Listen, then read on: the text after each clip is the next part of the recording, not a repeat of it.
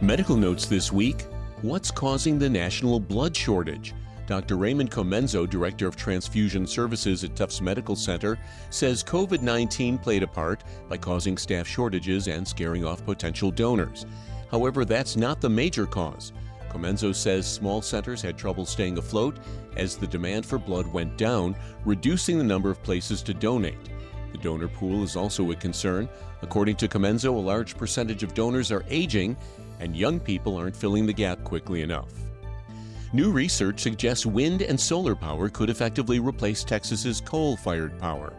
The paper published in the journal Renewables, Wind, Water, and Solar maps out a quick transition away from coal.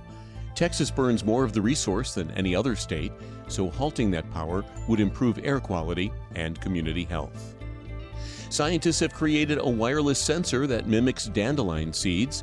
Just like how the seeds are carried off by the wind, these tiny sensors can travel up to 100 meters just by way of a moderate breeze. They track temperature, humidity, and other environmental conditions across wide expanses of land.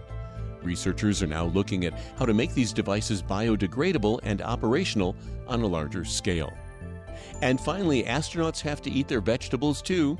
Researchers have genetically modified lettuce to help fight off bone density loss in space.